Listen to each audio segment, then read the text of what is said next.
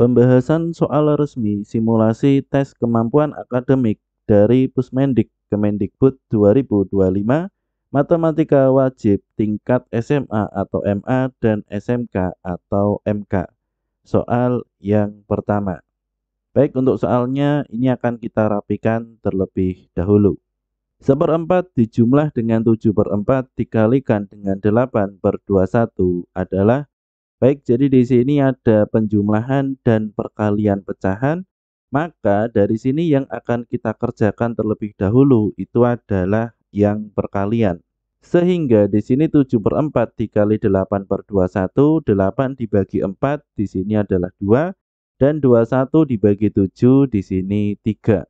Sehingga di sini menjadi 1/4 dijumlah dengan 2/3. Kita samakan penyebutnya, KPK dari 4 dan 3 adalah 12, sehingga 12 dibagi 4, 3 dikali 1 hasilnya 3, 12 dibagi 3 hasilnya 4, dikali 2, 8.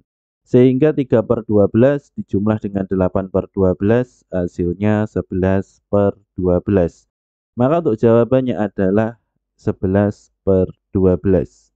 Untuk yang berikutnya soal nomor 2. Baik, untuk soalnya akan kita rapikan terlebih dahulu.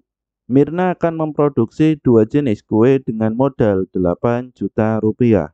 Biaya produksi kue bolu sebesar 15.000 perak per kotak dan dijual dengan laba 40%. Sedangkan biaya produksi kue brownies sebesar 20.000 per kotak dan dijual dengan laba 35%. Setiap harinya Mirna dapat memproduksi paling banyak 500 kotak kue. Apabila Mirna ingin memperoleh keuntungan maksimum, tentukan benar atau salah untuk setiap pernyataan berikut. Baik, jadi di sini untuk pernyataan A, B, dan C ini ada kaitannya dengan keuntungan maksimum. Yang pertama di sini pernyataannya adalah harus memproduksi 200 kotak kue bolu. Yang kedua, pernyataannya adalah harus memproduksi kue brownies lebih banyak. Yang ketiga, keuntungan maksimum yang diperoleh adalah Rp3.100.000. Sehingga dari pernyataan ketiga ini akan bisa kita jawab apabila kita sudah mendapatkan jawaban untuk keuntungan maksimum. Sehingga di sini kita harus membuat sistem persamaannya terlebih dahulu. Untuk yang pertama di sini bisa dilihat Mirna membuat kue bolu. Dengan di sini per kotaknya itu adalah 15.000, sehingga di sini 15.000 X. Kemudian dijumlah dengan 20.000 Y, karena di sini 20.000 ini adalah biaya produksi untuk satu kotak kue brownies dan modalnya itu adalah 8 juta rupiah, sehingga kurang dari sama dengan 8 juta. Kemudian yang kedua di sini paling banyak membuat 500 kue, sehingga di sini X plus Y kurang dari sama dengan 500. Sehingga dari sini untuk X ini adalah mewakili untuk bolu dan untuk Y ini mewakili kue brownies. Kemudian yang ketiga ini adalah X lebih besar dari sama dengan 0. Yang keempat adalah Y lebih besar dari sama dengan 0. Baik, jadi di sini dari 4 pertidaksamaan ini akan kita cari daerah penyelesaiannya. Kita mulai yang pertama dari 15.000, 20.000, dan 8 juta. Ini bisa kita sederhanakan untuk pertidaksamaannya. Sama-sama kita bagi dengan 1000. 15X dijumlah dengan 20Y kurang dari sama dengan 8.000. Dan di sini masih bisa diperkecil lagi, sama-sama semuanya dibagi dengan 5. Hasilnya adalah 3X dijumlah dengan 4Y kurang dari sama dengan 1.600. Maka untuk menggambar garis ini, kita misalkan pertama-tama X-nya adalah 0, sehingga di sini 4Y sama dengan 1.600, maka Y sama dengan 1.600 dibagi 4, hasilnya 400. Sehingga di sini titik yang dilalui oleh garis ini nanti adalah 0, 400. X-nya 0, Y-nya 400. Kemudian yang kedua, apabila di sini Y-nya kita ganti dengan 0, yang terjadi di sini 3X adalah 1.600. Dan di sini akan terjadi hasil 1.600 dibagi 3, maka hasilnya desimal atau koma. Sehingga di sini untuk X dan Y, ini Y-nya tidak kita ganti dengan 0, melainkan di sini X-nya kita ganti dengan 400. Agar di sini 3 dikali 400 1200, maka di sini 4Y 1600 dikurangi 1200 hasilnya 400. Maka di sini untuk nilai Y 400 dibagi 4 hasilnya 100. Sehingga di sini untuk titik yang dilalui oleh 3X plus 4Y sama dengan 1600, ini adalah 400, 100. X-nya 400, Y-nya 100. Kemudian di sini X plus Y kurang dari sama dengan 500, ini kita ubah kurang dari sama dengannya menjadi sama dengan, agar di sini kita bisa menentukan titik yang di sini X-nya kita ganti 0, maka Y-nya adalah 500, sehingga absisnya 0, ordinatnya 500. Kemudian di sini kita ubah Y-nya menjadi 0, sehingga di sini X-nya 500. Maka di sini 500 untuk absis dan ordinatnya 0. Kemudian di sini bisa teman-teman lihat untuk X dan Y. Apabila di sini X-nya kita ganti dengan 400, maka Y-nya ini juga berganti dengan 100. Artinya titik ini berlaku untuk kedua garis ini. Sehingga ini sudah pasti ini merupakan titik potong dari kedua garis ini.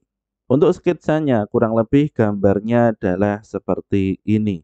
Yang pertama 3X plus 4Y kurang dari sama dengan 1600.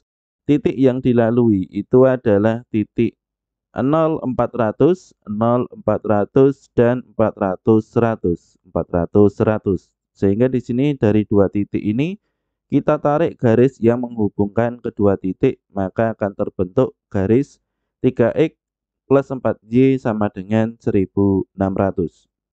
Kemudian untuk X plus Y sama dengan 500, ini X-nya 0, Y-nya 500, dan X-nya 500, Y-nya 0. Sehingga di sini dari dua titik ini kita hubungkan dengan suatu garis, maka garis ini adalah X plus Y sama dengan 500. Kemudian di sini bisa dilihat ini merupakan titik potong dari kedua garis, ini adalah 400 dan 100. Sehingga dari sketsa ini, maka di sini daerah penyelesaiannya sudah pasti adalah yang daerah ini. Karena di sini bisa dilihat ini adalah kurang dari sama dengan, sehingga di sini ke kiri ini yang diarsir. Kemudian di sini juga kurang dari sama dengan, ini yang ke kiri. Kemudian lebih besar daripada 0, ini di kuadran 1, lebih besar dari sama dengan 0, ini juga kuadran 1. Maka untuk daerah penyelesaiannya berada di kuadran 1. Maka di sini untuk mencari nilai maksimum ini sudah ada 3 titik, yaitu adalah 0, 400, 400, 100, dan 500, 0. Sehingga dari ketiga titik ini akan kita cari untuk titik manakah yang merupakan nilai maksimum. Dari ketiga titik ini kita masukkan dengan laba yang sudah diketahui di dalam soal. Untuk yang pertama di sini adalah 0,400.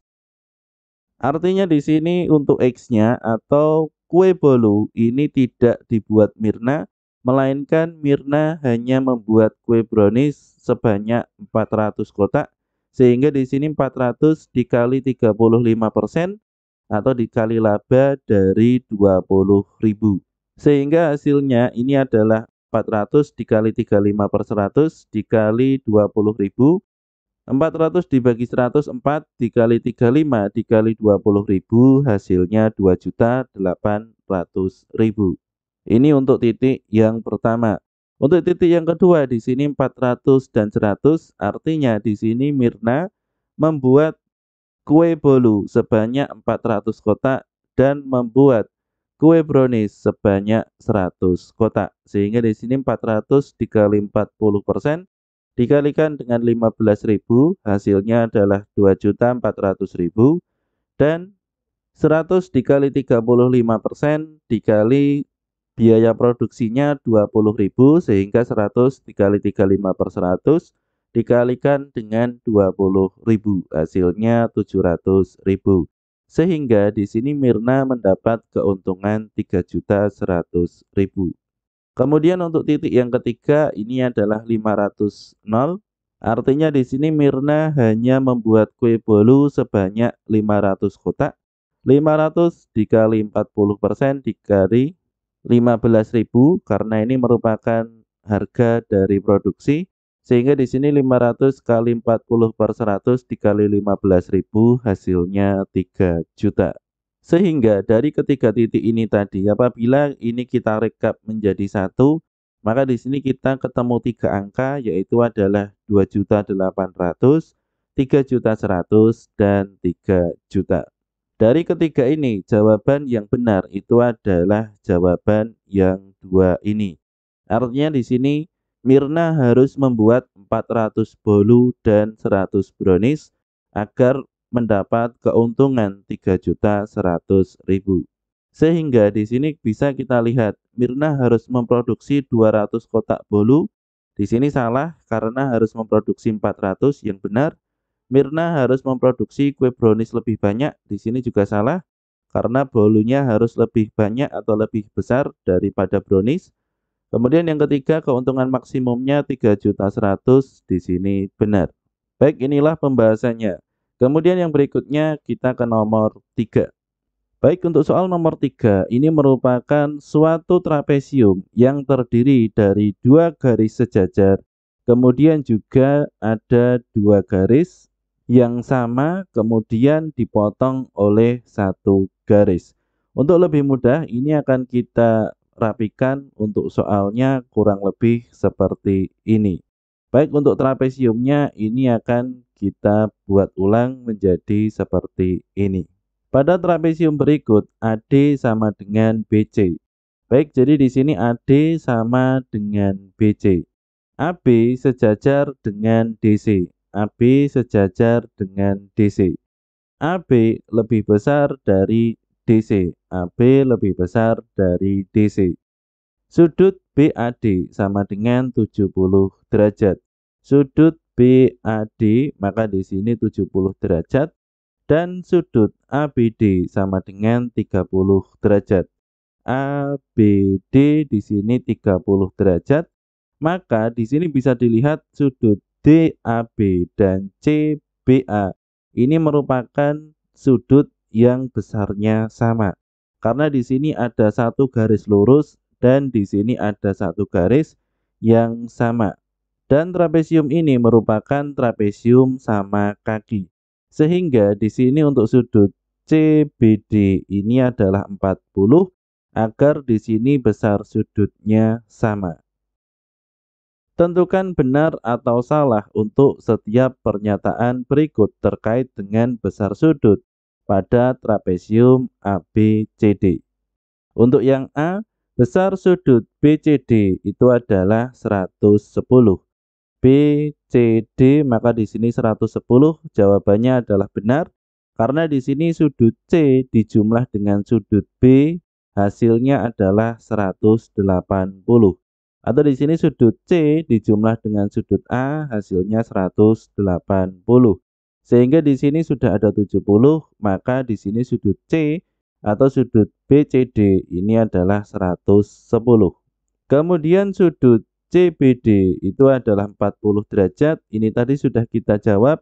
Sudut CBD ini adalah 40 derajat. Di sini juga benar. Sudut BDC ini adalah 40 derajat. Sudut BDC, maka di sini sudut BDC ini bukan 40 derajat, melainkan 30 derajat.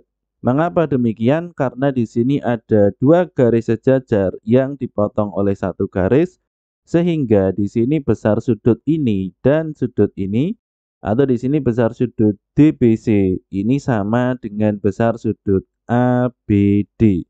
Ini merupakan dua sudut dalam berseberangan sehingga besarnya sama 30 derajat. Maka di sini yang benar adalah AB, yang salah adalah C. Untuk yang berikutnya soal nomor 4. Baik, jadi di sini untuk soal nomor 4 akan kita rapikan terlebih dahulu. Pada trapesium siku-siku tersebut AB sama dengan 3.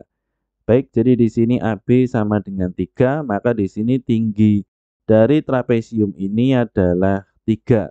Sehingga di sini apabila kita tarik garis lurus, ini adalah garis D ke titik E, maka di sini panjangnya juga 3.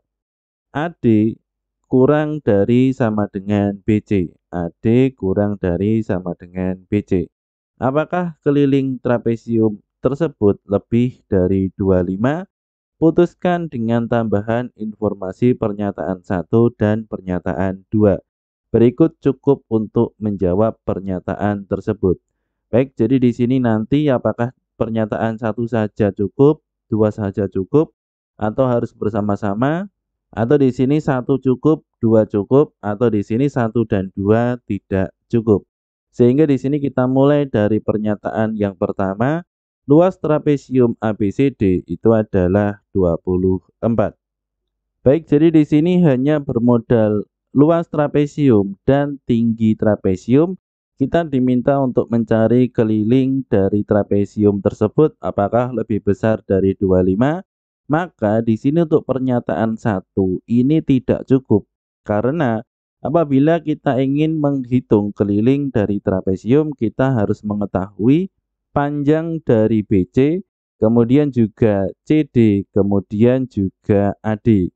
Karena di sini AB sudah diketahui. Sehingga di sini untuk pernyataan 1 di sini tidak cukup untuk menjawab pertanyaan. Sehingga di sini yang pertama salah, kemudian yang ketiga juga salah, dua pernyataan bersama-sama cukup karena di sini 1 tidak cukup.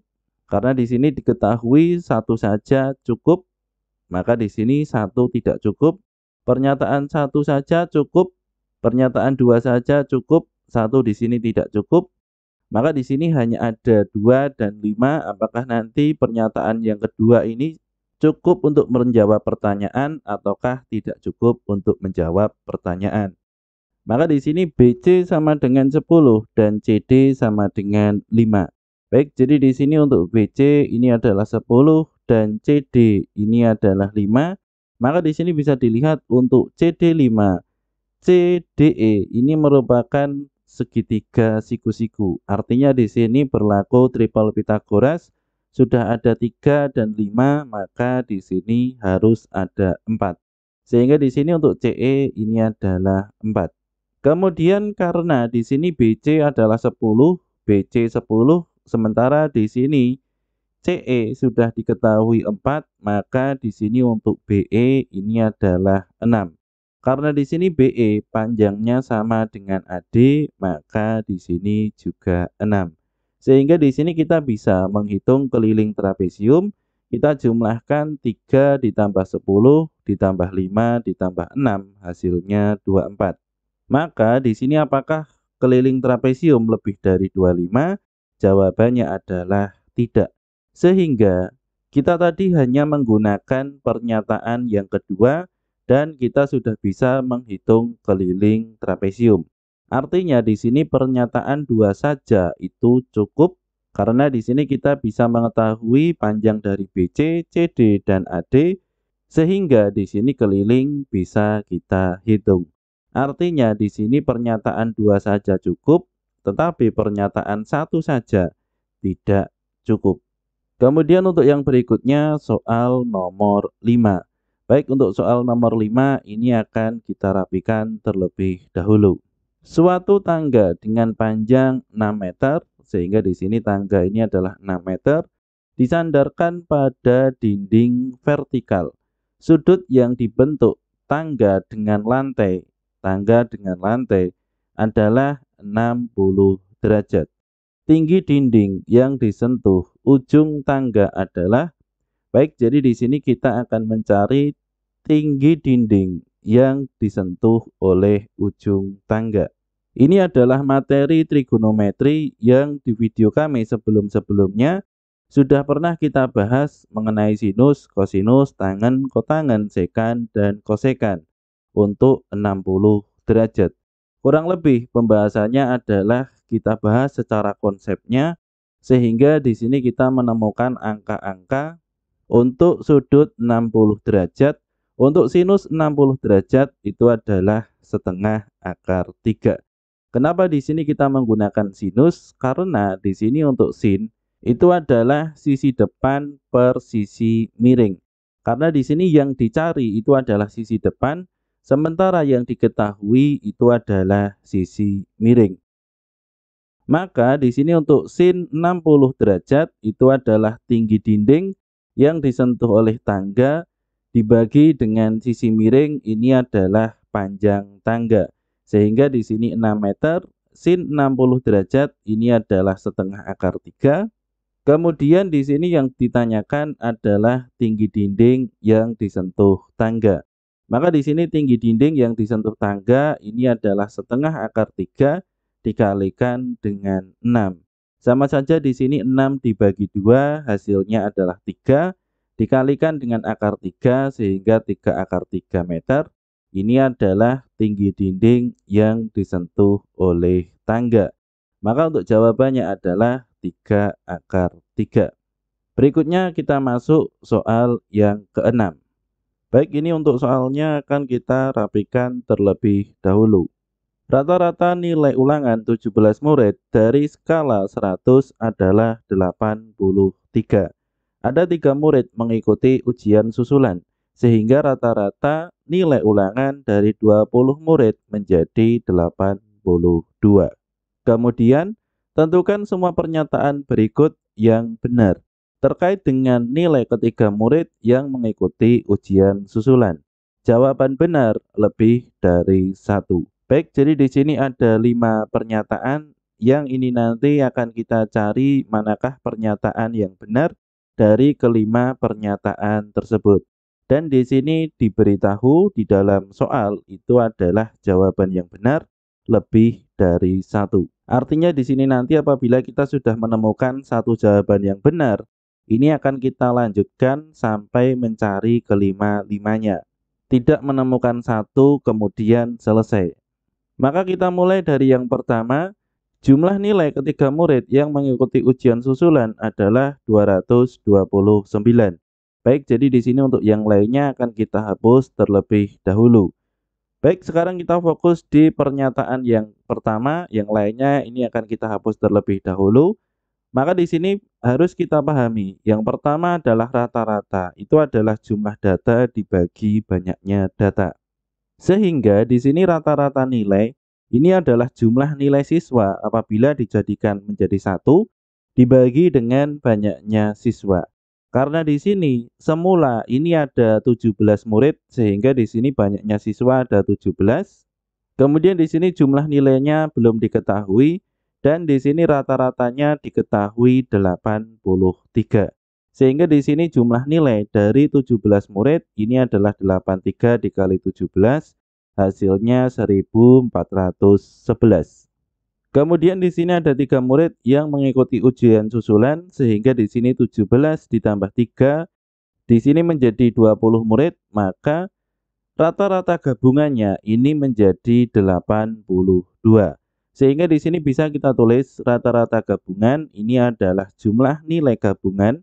Sehingga di sini jumlah nilai dari 20 murid dibagi dengan banyaknya siswa gabungan. Sehingga di sini banyaknya siswa gabungan ini adalah 17 dijumlah dengan 3, hasilnya 20. Kemudian untuk rata-rata gabungannya ini adalah 82. Kemudian untuk jumlah nilai gabungan ini adalah jumlah nilai dari 17 murid dijumlah dengan nilai dari 3 anak atau 3 murid. Sehingga di sini jumlah nilai dari 17 anak di sini kita sudah mendapatkan nilainya yaitu adalah 1411. Maka kita bisa mencari jumlah dari nilai 3 anak dengan cara di sini 82 kita kalikan dengan 20 hasilnya adalah 1640. Maka di sini jumlah nilai dari 3 anak yang mengikuti ujian susulan ini adalah 1640 dikurangi 1411. Hasilnya itu adalah 229. Sehingga di sini untuk pernyataan yang pertama ini bernilai benar. Sekarang kita masuk pernyataan yang kedua. Rata-rata nilai ketiga murid yang mengikuti ujian susulan lebih dari 70. Baik, jadi di sini rata-rata ini adalah rata-rata 3 anak, maka di sini jumlah nilai 3 anak dibagi banyaknya siswa itu adalah 3. Maka di sini 229 dibagi 3 hasilnya 76,33333 dan seterusnya. Sehingga di sini untuk pernyataan yang kedua di sini nilainya juga benar karena lebih dari 70. Sekarang kita lanjutkan ke pernyataan yang ketiga. Nilai terendah dari ketiga murid yang mengikuti ujian susulan tidak kurang dari 29. Baik, jadi di sini untuk mencari nilai yang paling rendah dengan di sini kemungkinan nilai yang paling rendah, maka untuk nilai anak yang pertama dan yang kedua di sini kita maksimalkan di 100. Karena di sini jumlah nilai 3 anak itu adalah 229, maka yang ketiga nilainya adalah 29. Artinya di sini nilai terendah itu adalah nilai yang paling rendah itu adalah 29. Dan di sini tidak bisa lebih rendah lagi. Karena apabila di sini lebih rendah lagi, hasilnya nanti bukan 229. Sehingga di sini tidak kurang dari 29, pernyataan ini bernilai benar. Kemudian pernyataan yang keempat. Nilai tertinggi dari ketiga murid yang mengikuti ujian susulan lebih dari 76.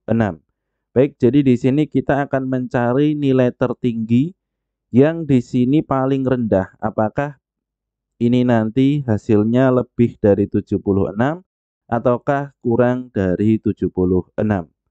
Maka di sini caranya ini sama dengan rata-rata tadi, 229 ini kita bagi menjadi 3. Maka nilai ketiga anak tersebut itu adalah sama, 76,33. Kemudian apabila dalam soal di sini tidak mengkehendaki adanya koma, maka yang terjadi itu adalah 77, 76, dan 76. Artinya, nilai tertinggi dari ketiga anak yang mengikuti ujian susulan itu pasti lebih besar dari 76 atau lebih tinggi dari 76. Sehingga pernyataan yang keempat bernilai benar. Kemudian yang terakhir pernyataan yang kelima. Jangkauan data nilai ketiga murid yang mengikuti ujian susulan lebih dari 72. Baik, jadi di sini ketika kita mencari jangkauan dan di sini jangkauan yang kita cari ini adalah jangkauan yang paling besar atau paling tinggi.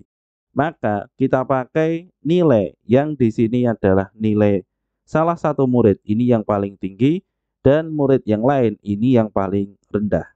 Artinya apabila kita beri jangkauan, maka di sini 100 dikurangi 29 itu adalah 71.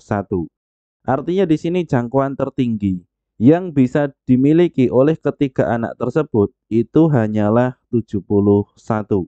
Tidak bisa lebih dari 71. Maka pernyataan yang kelima ini bernilai salah. Baik, untuk yang berikutnya kita lanjutkan soal nomor 7. Fungsi didefinisikan oleh f(x) sama dengan 4 dalam kurung x kuadrat min 8x plus 12. Tentukan benar atau salah pada setiap pernyataan berikut yang terkait dengan grafik fungsi f. Untuk pernyataannya di sini ada 3. Grafik fungsi f terbuka ke atas, grafik fungsi f memotong garis, dan grafik fungsi f tidak melalui kuadran 3. Untuk menjawab pernyataan ini dari 1, 2, maupun 3, maka kita perlu membuat sketsanya terlebih dahulu. Dan di sini untuk 4, dalam kurung x kuadrat min 8x plus 12, ini bisa kita langsungkan, kita masukkan 4-nya menjadi 4x kuadrat. 4 dikali min 8 di sini min 32 dan 4 dikali 12 di sini plus 48. Untuk sketsa grafik fungsinya kurang lebih adalah seperti ini. Sehingga di sini bisa dilihat grafik ini adalah beberapa titik-titik yang dihubungkan setelah memasukkan beberapa titik ke dalam fungsi f(x). Semisal di sini kita masukkan ini ada 20, 60 dan 416. Semisal di sini x-nya kita substitusi dengan 2. Maka di sini 2 kuadrat ini adalah 4, 4 dikali 4 16. 16 ditambah dengan 48 di sini 64. Kemudian min 32 dikali 2 di sini juga min 64.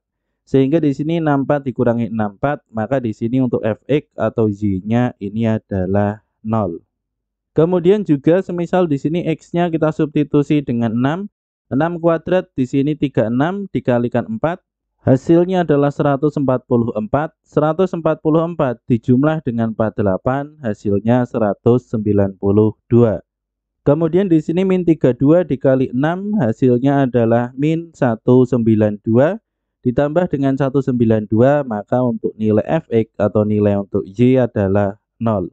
Begitu juga dengan titik puncaknya di sini ada 4 min 16. Apabila kita masukkan ke f x dan ke x, maka di sini juga memenuhi.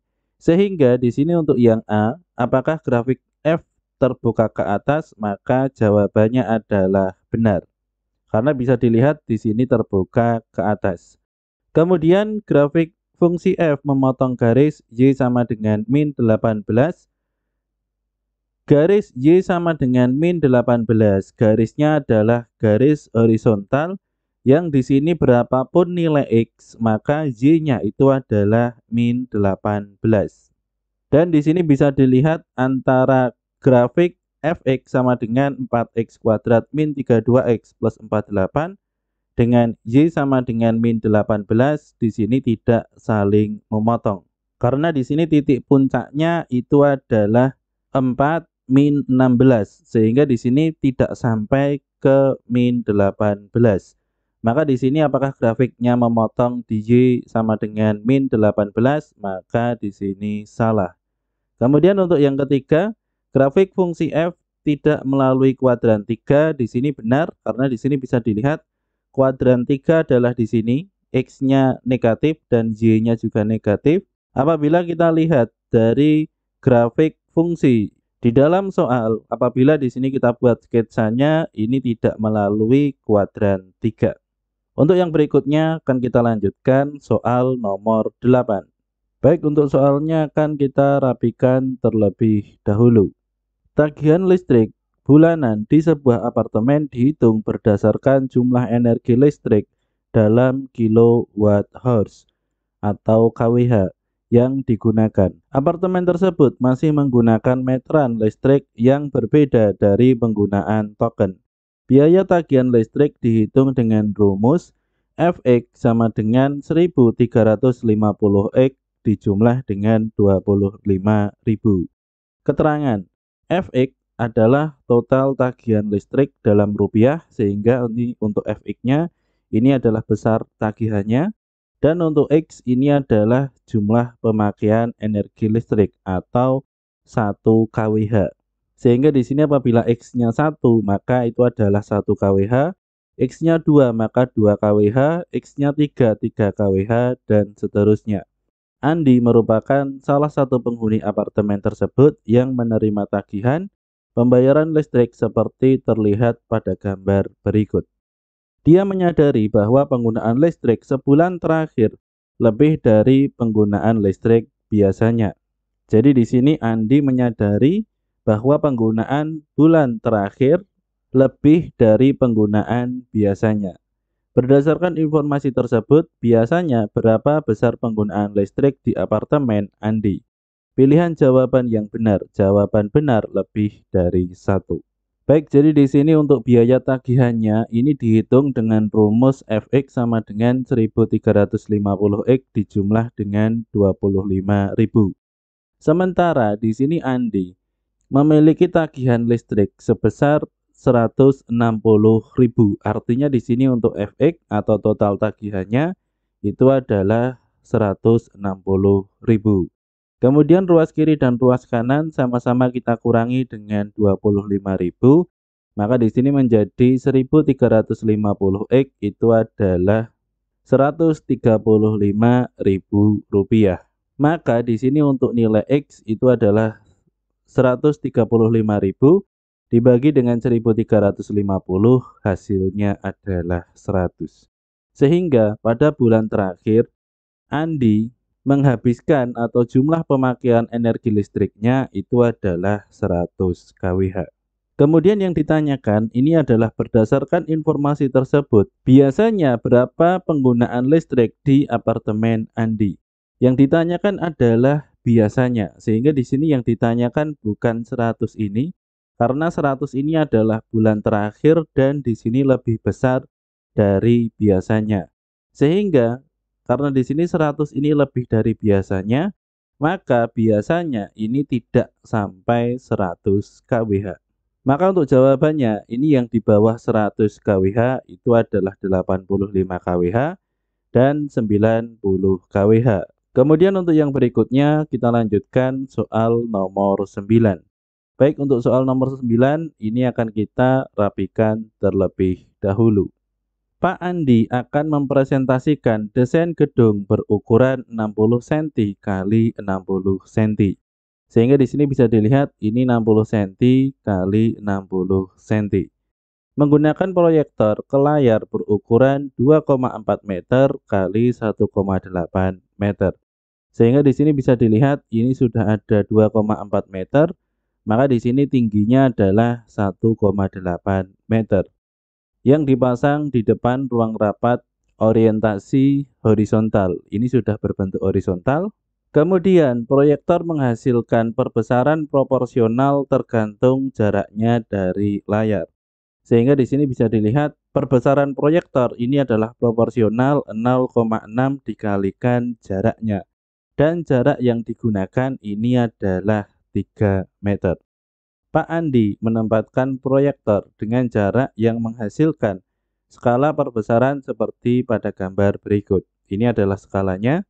Bagaimanakah tampilan desain gedung di layar? Tentukan benar atau salah pada setiap pernyataan berikut. Baik, jadi di sini bisa dilihat ini pernyataan 1, 2, dan 3. Ini semuanya menanyakan hasil dari proyeksi gambar yang ditampilkan pada layar. Apakah ukurannya 1:1? Apakah di sini tampilannya lebih dari 1 meter? Dan yang ketiga, apakah desainnya terpotong? Sehingga di sini kita bisa menentukan besar gambar yang terpancar dari proyektor ke layar dengan cara di sini kita menggunakan rumus jarak peta dan jarak sebenarnya. Sehingga di sini jarak sebenarnya ini adalah jarak peta dikali skala. Atau di sini juga bisa ukuran gambar pada layar itu adalah ukuran gambar asli dikalikan dengan skala. Sehingga di sini ukuran pada layar itu adalah jarak pada peta atau ukuran gambar asli 60 cm dikalikan skala ini adalah 0,6 dan jaraknya adalah 3 meter. Di sini bisa dilihat satuannya ini berbeda, satunya senti, satunya meter, maka akan kita samakan semuanya menjadi meter sehingga 0,6. Maka di sini 0,6 dikali 0,6 dikalikan dengan 3 hasilnya adalah 1,08. Sehingga di sini untuk desain gedung yang tercipta pada layar itu adalah 1,08, 1,08 dan 1,08.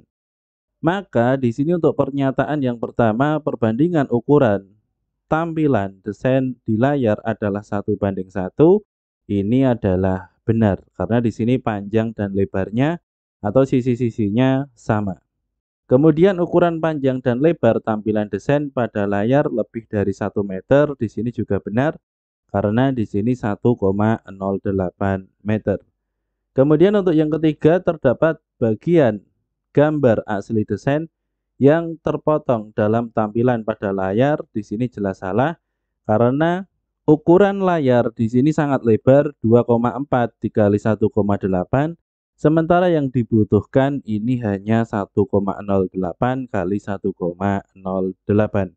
Sehingga di sini tidak ada gambar yang terpotong. Untuk yang berikutnya kita lanjutkan soal nomor 10. Baik, untuk soalnya akan kita rapikan terlebih dahulu. Lucky adalah panitia basar di sekolahnya. Dia mendapat tugas dari ketua pelaksana untuk membuat kupon.